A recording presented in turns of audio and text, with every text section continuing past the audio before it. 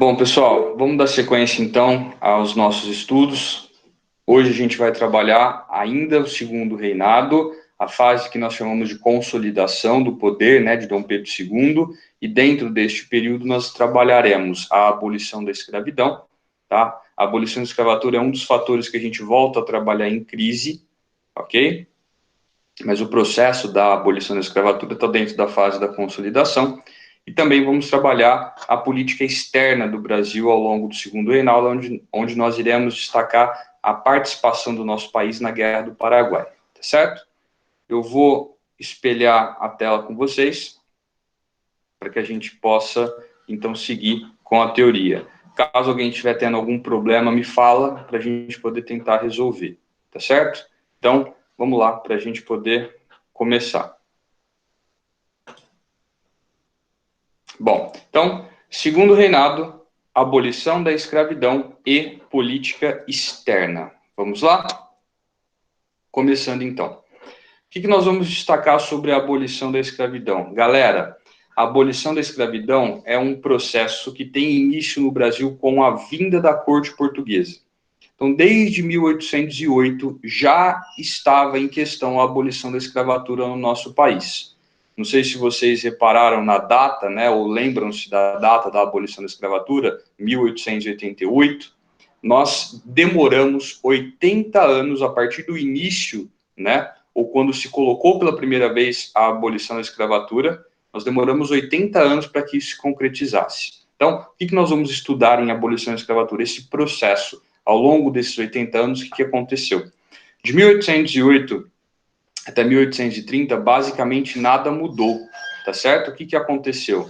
A escravidão continuou no Brasil e nada foi feito, tá bem? Para que ela fosse abolida, ok? Em 1830, surge ali uma lei que tinha por objetivo acabar com a escravidão, tá certo? Essa lei aí, pode falar.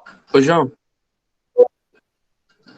o motivo da Inglaterra querer acabar com a escravidão seria que, tipo, não sei se é isso, seria que, tipo, os negros, eles passaram a receber um salário, Isso, muito bem. E que para aí para eles começarem a comprar produtos ingleses, não é? Perfeito, é exatamente isso. A Inglaterra pressionava o Brasil pela abolição da escravatura, porque o Brasil ele representava, né, um dos principais parceiros econômicos ingleses, só que o mercado consumidor brasileiro era muito pequeno.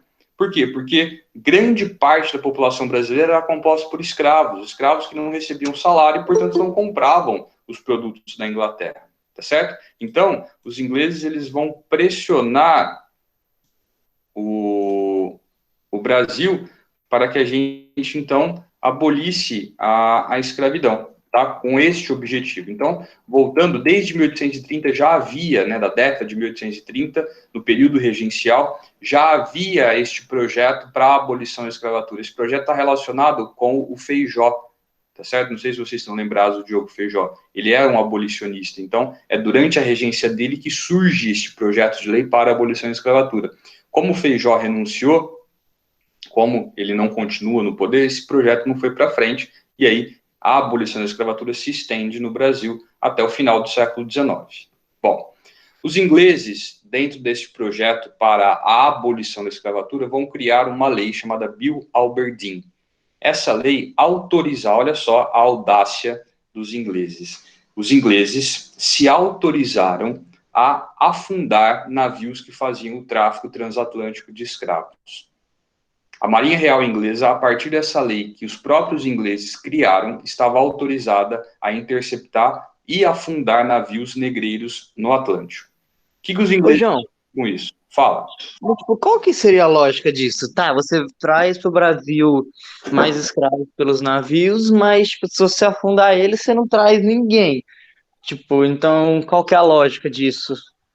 É exatamente esse o ponto. Se não chegar mais escravos aqui no Brasil, o Brasil vai ser obrigado a substituir a mão de obra escrava por outra, no caso, a livre e assalariada. Essa era a intenção dos ingleses. Já que o Brasil não tomava nenhuma atitude para acabar com a escravidão, então os ingleses começaram a forçar este processo. Que jeito que eles forçaram? Cortando a raiz. Qual que era a raiz? Era o fornecimento de escravos a partir do tráfico transatlântico. Então, o que os ingleses falaram? Bom, Brasil, vocês querem continuar com a escravidão? Beleza, vocês vão utilizar os escravos que chegarem aí ao Brasil, porque a gente vai impedir, ou tentar impedir que isso aconteça. Tá bem? Como que eles vão fazer isso? A partir dessa lei Bill-Alberdin. Tá certo? Para vocês verem que os ingleses não estavam preocupados com a situação dos escravos, eles afundavam os navios com os escravos dentro. Tá certo? Então, o objetivo deles era estritamente econômico. Eles queriam pressionar o Brasil para acabar com a escravidão, não por preocupação com a situação dos escravos, mas sim pelo interesse do Brasil ampliar o seu mercado consumidor, ou seja, pessoas queriam comprar esses produtos que a Inglaterra vendia ao Brasil. Vocês entenderam até aqui? Sim. Entendi. Sim? Vamos lá, então. Então, que nem eu comentei com vocês, nessa lei autorizava a Inglaterra a afundar os navios negreiros. Aí, em 1850, veio uma lei mais contundente aqui no Brasil, tá? Chamada Lei Eusébio de Queiroz. O que era a Lei Eusébio de Queiroz? Ela proibia o tráfico de escravos no Brasil. Ou seja, a partir da assinatura dessa lei, os navios que chegassem aos portos brasileiros com cargas, né, com carregamentos de escravos, trazendo escravos para cá, esses carregamentos, né, seriam considerados ilegais. Era crime, a partir de agora, trazer escravos ao Brasil. Então, a Lei Eusébio de Queiroz, de 1850, ela proíbe o tráfico de escravos. A gente viu na aula passada que a criação dessa lei trouxe consequências políticas. Que outra lei foi aprovada nesse mesmo ano, vocês lembram? Pera, qual ano? 1850. Vixe, lembro não, hein? Teve uma outra lei que foi aprovada nesse mesmo ano, inclusive consequência da proibição do tráfico de escravos. Lei de terras? Muito bem, foi a Lei de Terras. Qual que é a relação? Vocês lembram para me explicar? O que uma coisa tem a ver com a outra? O que tem a ver a Lei de Terras com a abolição da escravatura? Eu vou dar uma dica. A partir de agora, não podiam entrar mais escravos, só que ainda era necessária mão de obra para a agricultura. Quem que começa a vir ao Brasil para trabalhar nas lavouras? Começa a vir aí imigrante. Aí os caras que têm dinheiro proíbem imigrante de proíbe, entre aspas, né? Imigrante de comprar terra para não ter concorrência. Perfeito, cara, é exatamente isso. A partir do momento que a Lei Eusébio de Queiroz é aprovada e o fornecimento de escravos ao Brasil fica prejudicado, não estou falando que ele parou 100%, tá? Mas ficou mais difícil. Se estava mais difícil, o escravo que chegava aqui era mais caro, beleza? De um jeito ou de outro, a oferta de mão de obra escrava diminuiu. Para poder superar a falta de mão de obra escrava, muitos produtores, especialmente aqueles ligados ao café, começam a importar a mão de obra imigrante, ok? Esse imigrante chegando aqui no Brasil em uma condição livre, ou seja, ele não era escravo, e recebendo salário, ele poderia muito bem comprar a sua própria terra e ele não ia trabalhar mais para esses grandes produtores de café, tá certo? Como o objetivo era trazer esses imigrantes para que eles trabalhassem nessas fazendas de café, então o governo brasileiro ele contornou a situação de que forma? Bom, vou trazer os imigrantes, só que eu vou dificultar o acesso desses imigrantes à terra. Para quê? Para que eles continuem trabalhando nas fazendas de café. Como que eu vou dificultar o acesso desse imigrante à terra? Criando a lei de terras. A partir de agora, você só pode ter um pedaço de terra se você comprar. E antigamente, como era? Antigamente bastava você cercar, ou seja, tomar posse e começar a produzir. Ok? Então, são coisas que estão ligadas. A gente trabalhou em momentos separados, mas essas coisas estão juntas. Na aula passada eu coloquei isso junto para vocês e aqui eu estou reforçando. Tá certo? Dúvidas, pessoal? Alguma coisa até aqui? Tá de boas. De boa? Essa é uma das últimas fotos tiradas de um navio negreiro, tá bem? Que fazia aí esse tráfico transatlântico, tá bem? Seguindo, que nem eu comentei com vocês, resultou na diminuição da oferta de mão de obra escrava, ok? E isso intensifica a vinda de imigrantes ao Brasil, tá? Como substituição a esse tipo de mão de obra. Seguindo, além disso, estimulou também o tráfico interno. Aqui no Brasil, a escravidão ainda rolava, não era proibida. Então, os escravos aqui dentro ainda eram comercializados. O que não podia mais era trazer escravos de fora. Vamos lá. Então, nessa observação aqui, eu estou colocando o que eu também coloquei lá atrás. Povo, mais imigrantes no Brasil, mais trabalhadores assalariados, o mercado consumidor do Brasil aumenta. Certo ou errado? Certo. Muito bem. Mais gente disponível para comprar produtos aliados, tá bem? Aquelas leis que dificultavam a entrada de produtos importados, como a tarifa Alves Branco, isso estimulou o surto industrial que a gente teve durante a Era Mauá. Eu coloquei isso para vocês na aula passada também, só retomando. Por que o Mauá conseguiu desenvolver indústrias no Brasil no século XIX? Porque ele tinha uma situação favorável, leis que encareciam os produtos importados e um aumento do mercado consumidor a partir desses imigrantes, ok? Então são assuntos que estão ligados. Esses imigrantes estavam vindo, por quê? Porque não era mais possível trazer escravos. Tá bom. Vamos lá então. Temos a lei do ventre livre, ou lei Saraiva-Cotegipe, tá? São dois nomes para a mesma lei, de 1871. Percebam, tá, o gap que a gente tem da lei Eusébio de Queiroz até a próxima lei que visava acabar com a escravidão. 21 anos de intervalo, ok? É muito tempo, se a gente for considerar, né, hoje falando, tá certo? Bom, a lei do ventre livre, que nem o próprio nome sugere, né, ela estabelecia que todo escravo nascido a partir de 1871 era livre, ou seja, ele nascia de uma mãe escrava, porém ele não era escravo. Acontece o seguinte, galera, recém-nascido não vai sair andando por aí e cuidar da sua própria vida, correto? Ele precisa dos cuidados da mãe durante uma boa parte da sua vida. E aí, a mãe era escrava, ela não podia sair junto com ele. Então, o que acontecia? Ele tinha que ficar com a mãe era escrava, ou seja, ele ficava no mesmo local onde a mãe estava escravizada. E aí, ele, segundo, né, alegaram na época, dava despesas ao senhor da sua mãe, porque afinal ela tinha que cuidar dele. Então, como que funcionava a lei do ventre livre? Aquela criança que nasceu era livre, porém, ela iria trabalhar para o senhor da sua mãe até que ela pagasse os custos que esse senhor teve com a criação dele, até que ele tivesse idade suficiente para ir embora. Ou seja, adiantava muita coisa? Não. Não. Pra falar a verdade, nada, né? E temos a lei do Espera. sexagenário. Fala. Tipo assim, então ele nascia livre, porém tinha que trabalhar até ele pagar todas as despesas que ele teve como criança. Exatamente. Por quê? Porque ele era livre. Então, teoricamente, o senhor da mãe dele não tinha nada com ele, nenhuma obrigação. Mas ele não podia ir embora, ele precisava dos cuidados da mãe. Então, ele ficava ali, desde que ele trabalhasse para esse senhor, para cobrir os custos que esse senhor teve, até que ele tivesse idade suficiente para poder ir embora. É um absurdo, né? Se a gente for Trocou 6 por meia dúzia.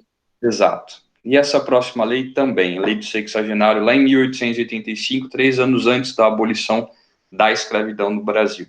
E que a lei do sexagenário estabelecia? Ela estabelecia que todo escravo com 60 anos, que fizesse 60 anos ou tivesse mais de 60 anos, a partir de 1885, estaria livre. Aí eu pergunto para vocês, vocês acham que o número de pessoas na condição de escravo que atingia 60 anos ou mais era grande? Era muito Mínima. pouco.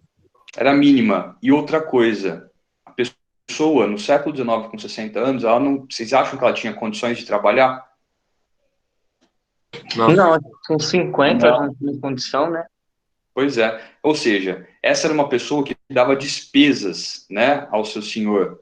Então, o que eles fizeram? Eles livraram os senhores de escravos da despesa que os escravos idosos davam. De que jeito? Galera, parabéns, vocês estão livres, trabalharam a vida inteira, estão aí com 60 anos ou mais, não tem mais condições de trabalhar, então não me serve mais. Então agora vocês estão livres.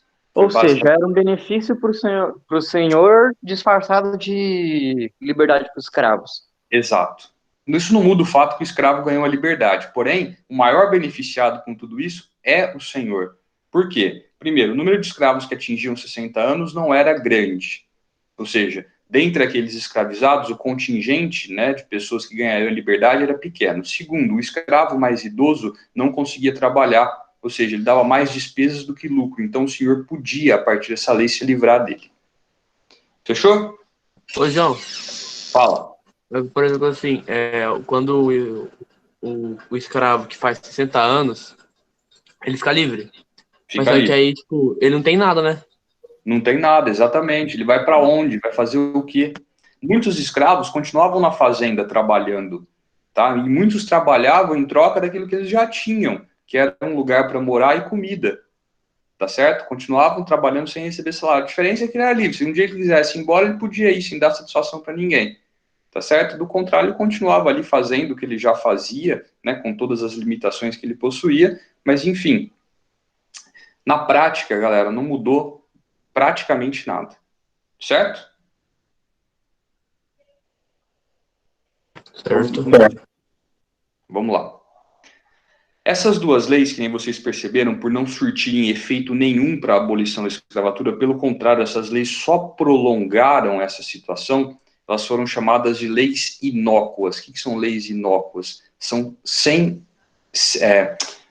efeito, tá bem? Elas foram criadas, mas não surtiram efeito nenhum.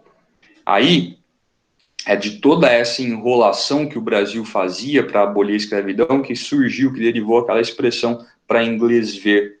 O Brasil aprovava leis declaradas, né, com o sentido de acabar com a escravidão, mas que na verdade não acabavam, eles apenas iam empurrando com a barriga essa situação, apenas para mostrar para a Inglaterra que algo estava sendo feito aqui no Brasil para acabar com a escravidão e não correr o risco de sofrer represálias dos ingleses.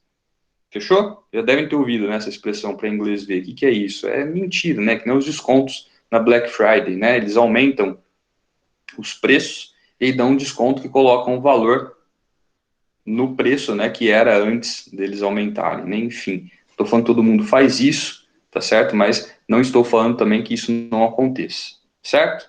Bom, vamos lá, seguindo. E aí, finalmente, nós temos a Lei Áurea. Está aqui a foto, né, da lei assinada pela princesa Isabel, ok? Ela representou o fim da escravidão no Brasil, tá certo? Está aqui a foto da princesa Isabel, uma foto colorida, não era colorida na época que ela foi tirada.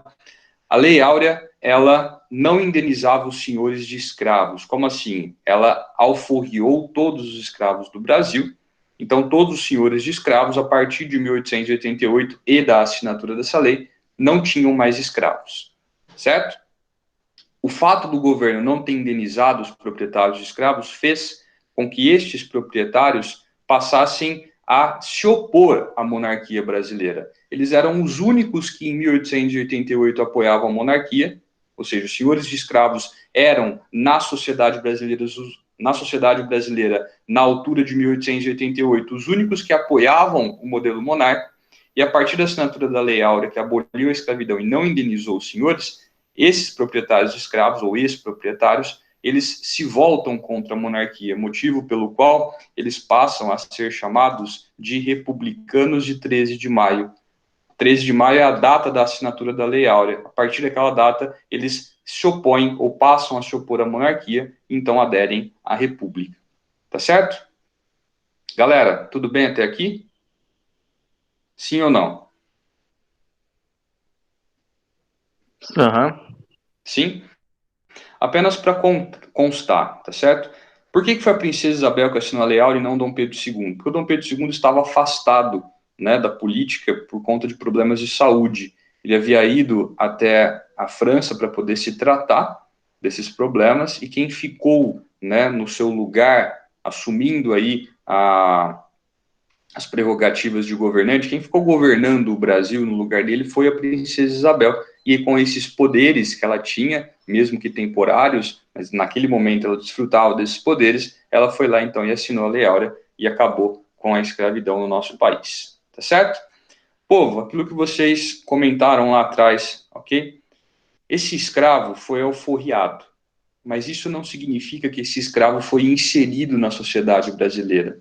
Se a gente for analisar de um ponto de vista sociológico, né, e partir dos processos de socialização, a gente vai ver que o escravo, ele era marginalizado, ele estava à margem da nossa sociedade na época, durante o século XIX. Ele não era um integrante dela. Por quê? Porque ele não havia passado por esses processos de socialização.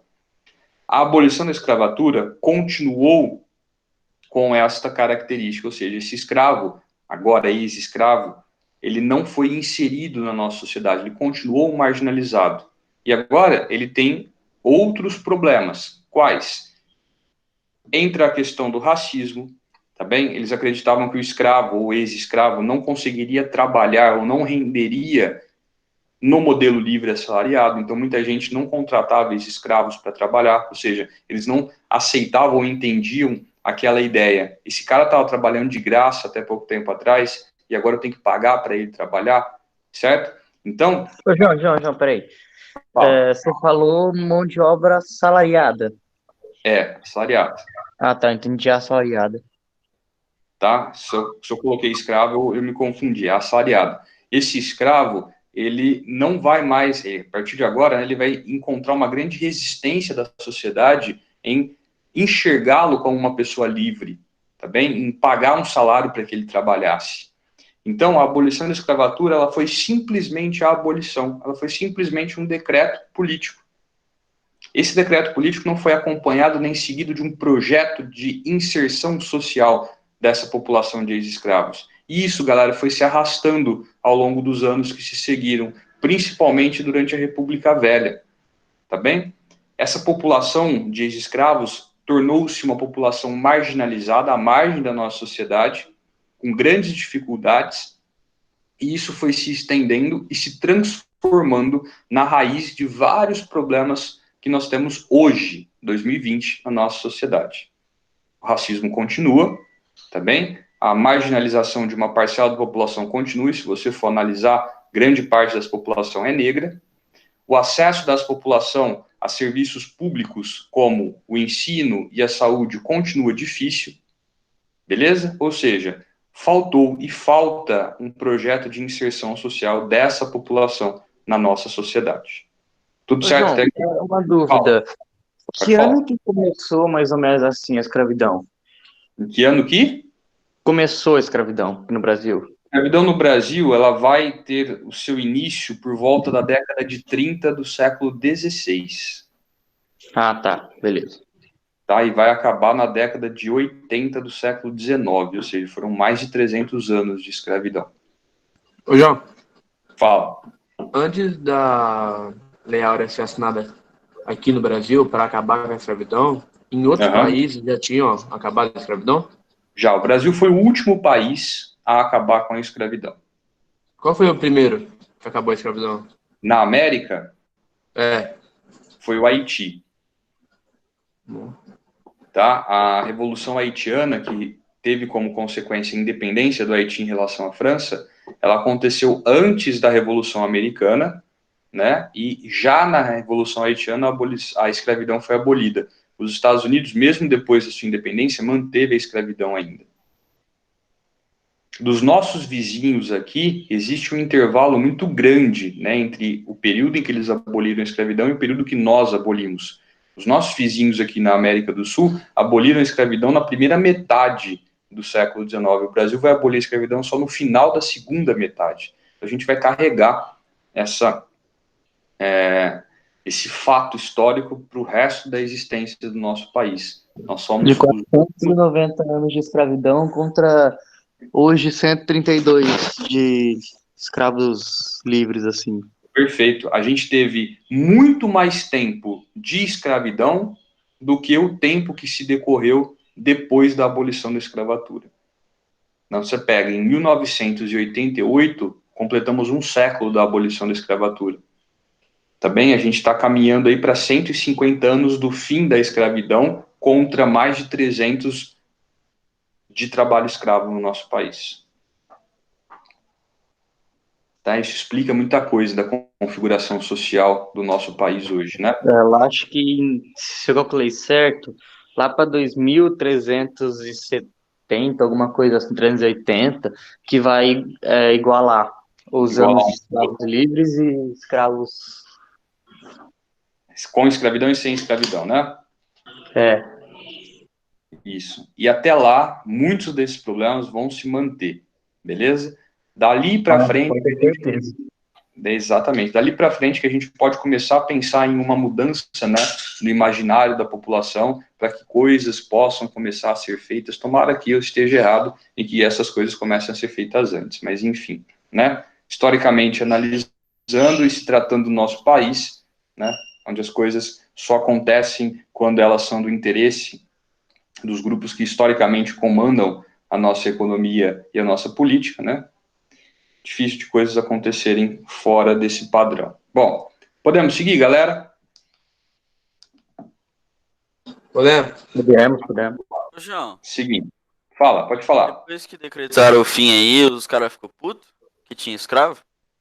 Ficaram. Eles não concordaram de jeito nenhum com a Lei Áurea e principalmente com o fato da Lei Áurea não indenizar esses senhores de escravos, que nem eu coloquei aqui para vocês. Ó. Mas o que eles fizeram? Representar uma oposição à monarquia. Quando a Lei Áurea foi assinada pela Princesa Isabel, em 1888, vocês percebam que é o último ano da monarquia. Em 1889, a monarquia cai e a república é proclamada. Aqui, nesse contexto, a crise do segundo reinado já estava irreversível.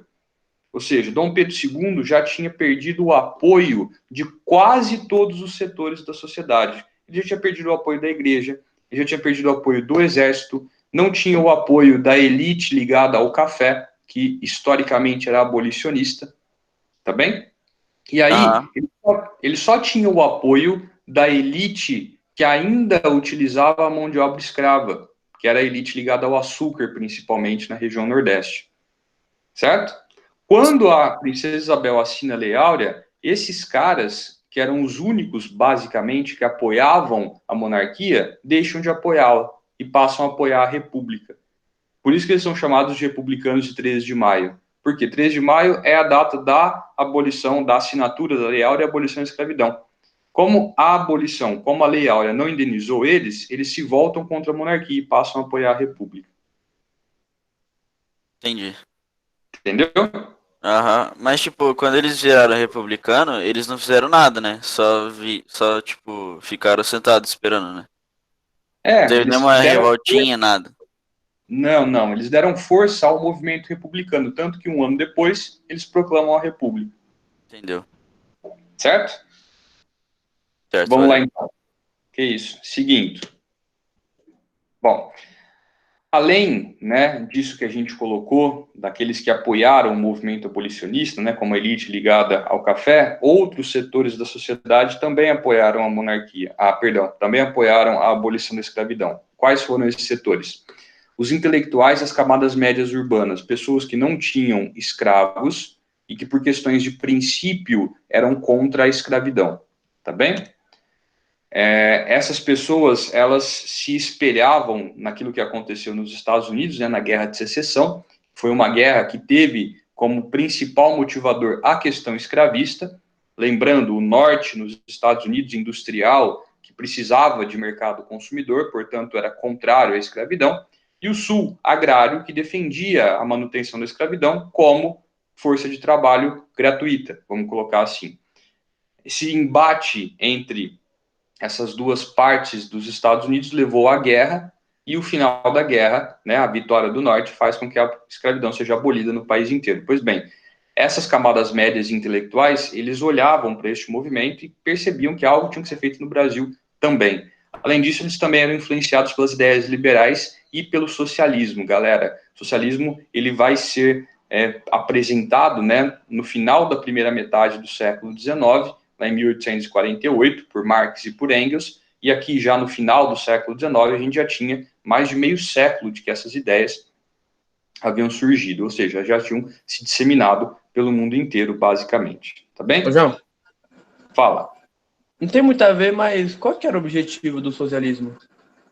O socialismo surge como uma oposição aos problemas que o capitalismo trouxe. O capitalismo trouxe o inchaço das cidades, né, a desigualdade, a miséria, né, nas primeiras cidades industriais. Então, o socialismo ele se apresenta como aquele que tinha uma proposta para resolver esses problemas trazidos pelo capitalismo industrial. Consegui entender? Consegui, valeu. Nada. Bom, o exército também era abolicionista, não sei se vocês estão lembrados da aula passada. Perdão, a gente vai trabalhar isso agora. Por que o exército ele era contrário à escravidão? Galera, quando a gente chegar em Guerra do Paraguai, nós vamos trabalhar isso novamente, tá? Durante a Guerra do Paraguai, soldados escravos foram usados como soldados, tá? Eles lutaram pelo Brasil na guerra. Não sei se vocês estão lembrados que eu comentei com vocês, era comum, né, quando começaram o recrutamento forçado, os senhores de escravos, para não terem que ir à guerra, ou seus filhos, ou seus netos, eles então davam ao exército um número de escravos para que eles então não alistassem alguém da sua família. Então, muitos escravos lutaram na guerra pelo Brasil, ok? Foram alforriados ao final do conflito. Pois bem, dentro do exército começou a surgir o seguinte sentimento: pô, esses caras lutaram do nosso lado, morreram com a gente, sangraram com a gente, e eles continuam nessa situação, ou seja, continuam escravos. Então, dentro do exército, o movimento abolicionista ganha força pós-guerra do Paraguai, onde escravos foram utilizados como soldados. Ok? Eles eram chamados de escravos da nação. Bom, seguindo. A elite cafeicultora, que nem eu comentei com vocês, só que a elite cafeicultora era contra a escravidão não por uma questão de princípios ou ideologia, apenas por uma questão econômica. Por quê? A manutenção da escravidão no Brasil dificultava a oferta de mão de obra. Por quê? Porque, paralelo à manutenção da escravidão, o governo tomava medidas que tinham por objetivo acabar com a escravidão. Então, aquela história, eu quero acabar com a escravidão, mas não acabo, eu mantenho ela. E quem precisa de trabalhadores não tem, porque o Brasil é um país escravocrata, ou seja, não existe a mão de obra livre no nosso país, ou não existia. Por quê? Porque trabalhar, enquanto o regime escravocrata existia, era coisa de escravos. Então não existiam trabalhadores livres, ou pelo menos não em quantidades para suprir essa demanda. Então o que esses cafeicultores pensavam? Bom, vamos acabar logo com a escravidão? Porque isso está representando um problema, eu preciso de gente para trabalhar e não estou encontrando. Nesse tempo, esses cafeicultores vão intensificar a imigração e tudo mais, mas eles não vão deixar de apoiar o fim da escravidão. Fechou até aqui? Fechou. Sim. E nós temos um movimento popular, né, formado grande parte por ex-escravos, chamado Movimento dos Caifazes. O que foi o Movimento dos Caifazes? Como eu falei, um movimento popular. Eles organizavam fugas em massa e rebeliões de escravos nas fazendas. Tá? Armavam essas pessoas e organizavam esses movimentos. Tá certo? E foi um movimento radical na abolição da escravatura. Vocês percebam que todos os outros movimentos, eles tinham mais uma alçada política e intelectual. Esse movimento dos Caifazes colocou a mão na massa. Eles atuaram de forma direta pela abolição da escravatura por meio dessas rebeliões e dessas fugas. Tá certo? Pessoal, fala para mim se vocês entenderam. Pode falar. E o que acontecia com esses escravos foragidos? Muitos deles iam para os quilombos, tá bem? Para poderem se manter livres, né? Muitos desses escravos acabavam fugindo para os quilombos, pelo menos durante o período, né, em que a escravidão foi mantida. Com a abolição da escravidão, eles não tinham mais o que temer, então eles muitos saíram desses quilombos, outros continuaram, né? Hoje existem ainda comunidades quilombolas espalhadas pelo Brasil, tá certo? Só que essas rebeliões que aconteciam, né, dependendo da proporção, dependendo do número de escravos que existiam na fazenda, elas eram violentas, tá bem? Porque imaginem vocês, o escravo que consegue se rebelar, pega em armas, o que ele vai fazer com os seus senhores e os capatazes, os feitores? Vai matar. Ele vai matar, exatamente. Tá? Então aconteceu de famílias, né, de grandes fazendeiros serem assassinadas por esses escravos que se rebelaram. Tá? Não estou justificando nada aqui, eu estou contando um fato para vocês, tá certo? Que isso acontecia. Tá? Não era frequente, mas também não exclui o fato de que esse tipo de coisa aconteceu. Fechou? Fechou. Bom, galera, querem perguntar mais alguma coisa sobre a abolição da escravidão no Brasil?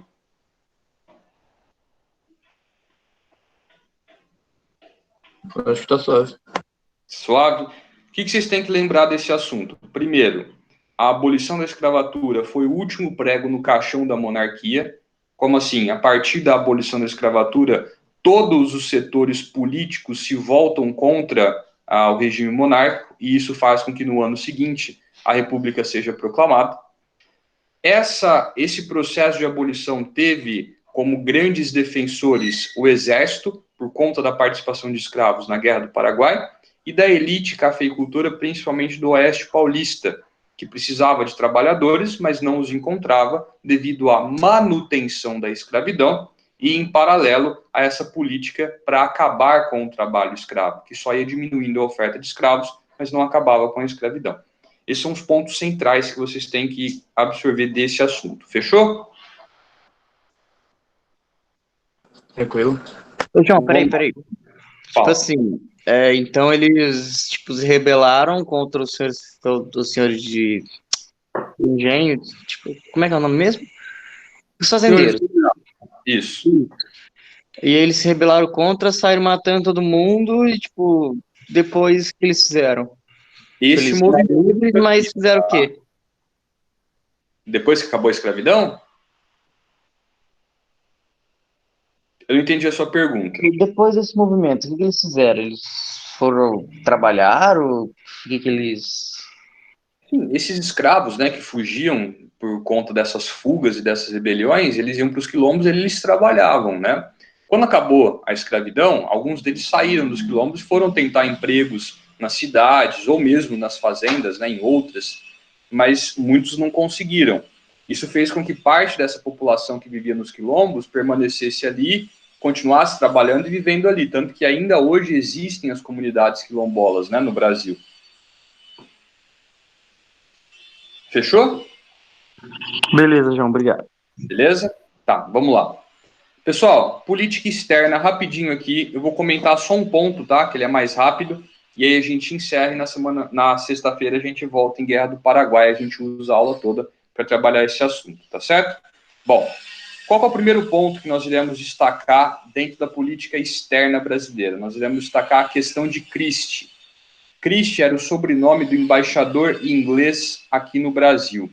O que foi a questão de Christie, pessoal? Foi o rompimento das relações diplomáticas entre Brasil e Reino Unido, tá certo? Por que o Brasil e o Reino Unido romperam relações diplomáticas? Vamos entender. Bom, o que aconteceu? Lá em Santa Catarina, afundou, né, um navio inglês. Por que ele afundou? Deve ter batido em algum recife de coral, enfim, não deve ter visto que tinha uma pedra ou que estava raso. Ele bateu e afundou.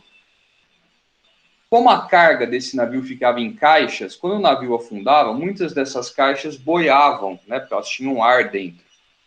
Essas caixas que boiavam foram levadas até a praia pela maré. O que vocês acham que aconteceu quando essas caixas chegaram até a praia?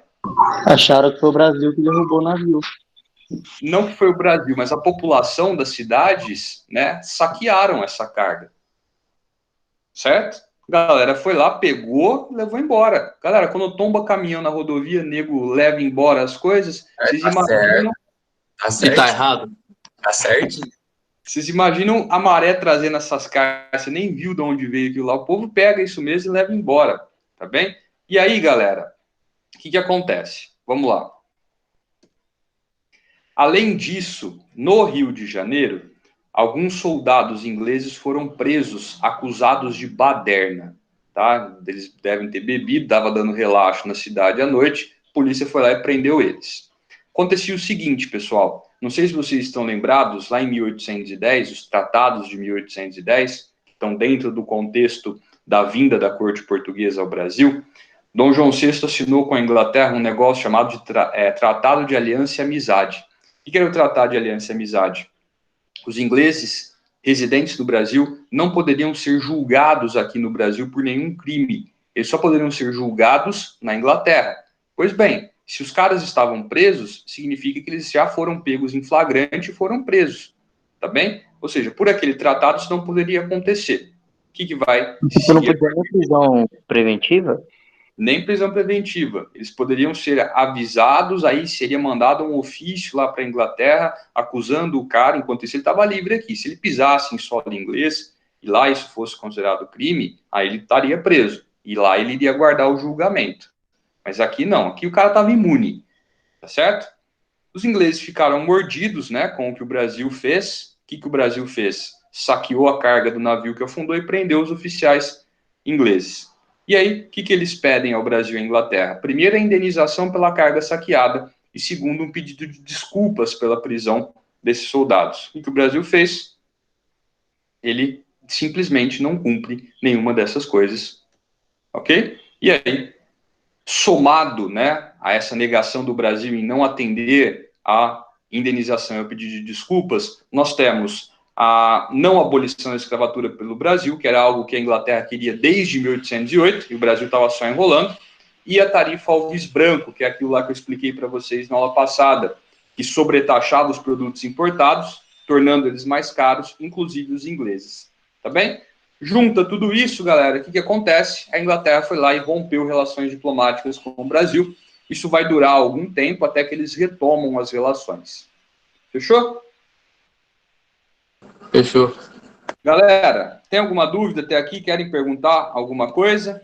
Fala para mim. Não, tô tranquilo, João. Tá suave. Tá suave? De boa? Tranquilo? Então tá. Pessoal, eu vou encerrar a nossa aula aqui, que nem eu falei para vocês, na sexta-feira a gente retoma e começa já com a Guerra do Paraguai, tá? É um assunto aí não muito curto, tem bastante pontos que nós temos que prestar atenção para entender, então eu vou trabalhar isso com calma na semana que vem, tá certo? Pessoal, nenhuma dúvida então? Tudo tranquilo? Nenhuma. Então tá. Galera, eu queria agradecer então a paciência de vocês, a participação de todo mundo na aula, a atenção de vocês. Grande abraço para todo mundo e até a nossa próxima aula na sexta-feira. É nóis. Valeu, João.